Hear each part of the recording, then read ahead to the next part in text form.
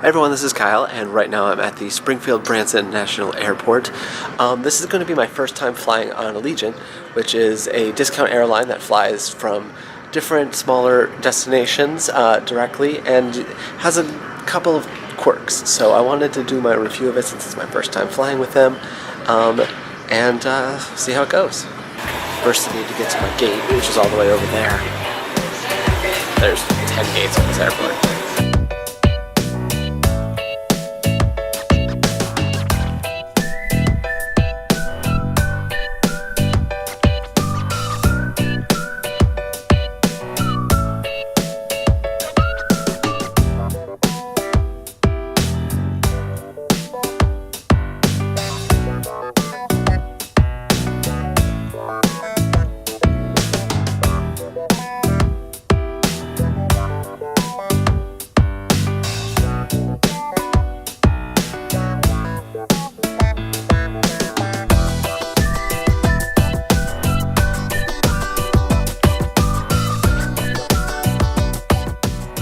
Alright, good morning. So I'm now in Orlando, actually strolling around Epcot.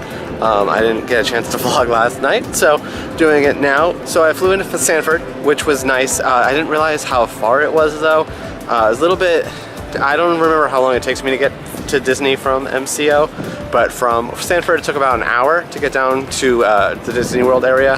It was also about a $50 Uber ride, probably a little more because my friend's place was a little above Disney World. And Sanford Airport was definitely interesting. They had an international terminal, which I didn't know that I was not expecting to see a duty-free shop when I got off the plane. Overall, I mean, not a bad airport. It took a little bit to get into the attractions area, so that's definitely something to consider, like I said, but hey, I made it.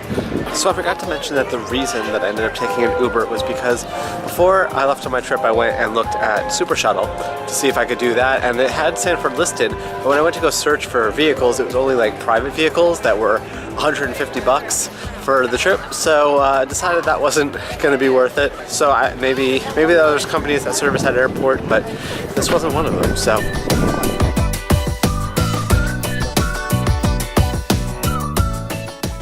So the way Allegiant works is that you'll see that they only have a few different flight days for each location. So I'll just choose one here. So as you can see, it'd be $116 for the 9th. All the way over here, Monday the 5th, if I flew on that day, it'd only be $63 for a base fare. So that's where you're going to be saving money. So since they have such low fares, there are a few different ways that Allegiant makes money. And one of them is that you'll have to go through a bunch of these different ads for booking hotel rooms and different services. I assume that they have affiliate deals with a lot of these different companies, so that's probably, if you book through them, that's, I assume, how they subsidize these low fares. And they have to fill out all your information, so I'll just go ahead and skip past this part. So this is where you end up incurring the extra fee. So as you can see, you have a chart of all the different seats that are available, and you can select them, and as you click them, you'll see the different price. So it'd be $19 for this particular one because it's a middle seat, whereas this one on the window is $20. So actually that's not a huge difference. This one has extra legroom since it's the first one, so that's going to be $24. And then further back in the cabin, $13 for a window and $12 for a middle seat. You also can choose not to select a seat. They'll randomly assign you one if you choose not to, so you can save that money if you want, if you really don't care where you're going to be sitting. Of course, if you are going to be flying with friends, they do recommend that you book seats together because there's no guarantee that you'll be placed together once they start that process. So anyway, I'll go ahead and pretend like I'm going to take this seat for $19, a 3-star comfort rating, and then continue to my return flight. So as you can see, a lot of these planes have 2 seats on the one side and 3 on the other, and it looks like they actually might have different prices because of that. So it's $23 for a window over there, and $20 for a window over there, I guess because you have the extra person. So that's another interesting thing to note. So next you'll need to pay for your luggage, which you'll get a free personal item, and it has the dimensions there. And then you'll have to pay for a carry-on bag, a checked bag, and then you can get priority access if you want, which will let you on the plane early. So for carry-on bags, you'll see for this particular flight, it's $18 for a carry-on each way, so a total of $36. Your first checked bag would be $25, so not a huge difference there. You're saving a few bucks if you carry on instead.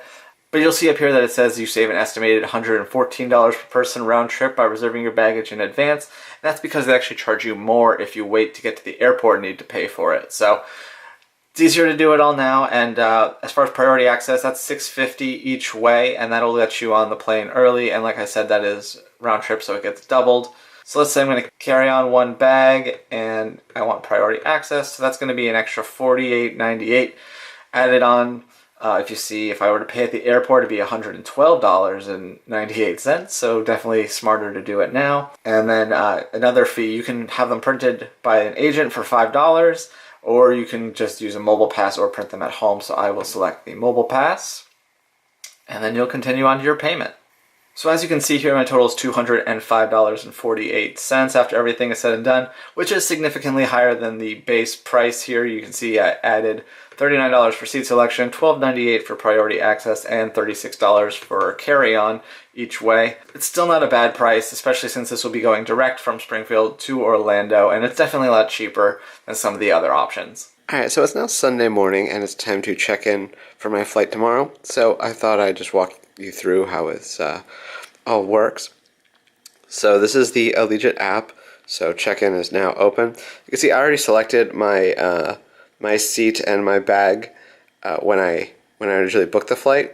That's all prepaid, and I also got this PA is for priority access, which I also sprung for just to see if it was worth it.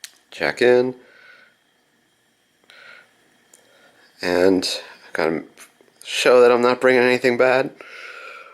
And that's it. And then you actually have a mobile boarding pass, because if you want to get a regular one and have them printed out, that actually costs money as well. So hopefully you have a smartphone that can show the little QR code is all they need. And that's pretty much the entire process there. So you can see I'm 6A, and I know it. All set for tomorrow.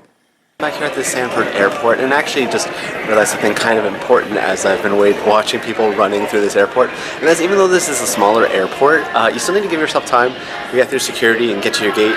I've seen a lot of people, when I was waiting in security, like, oh, my flight leaves in 30 minutes, my flight leaves in 45 minutes, which, you know, they're better off than some people. I've seen a lot of people just from sitting here for 10 minutes. I've already seen 3 people get to their gate and find out that the doors are already closed and they can't get on. So keep that in mind. Even though it's a smaller airport, there's a lot of people trying to get here out of here this morning. So get here early.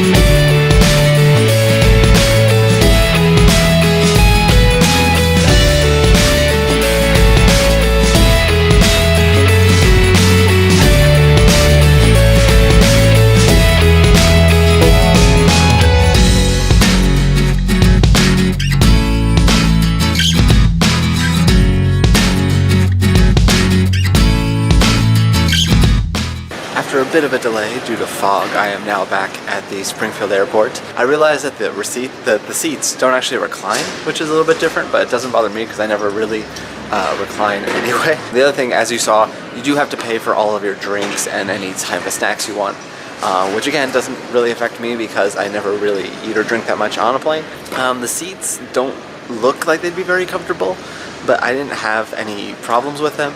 The planes do look a little bit beat up, just a little bit. As for the Sanford Airport, I thought it was okay. It was a little far from the attractions, as I mentioned, and also pretty busy as far as a lot of people getting close to missing their flights or missing their flights. So definitely plan ahead if you do head there. And also it did take it about an hour to get from my hotel again.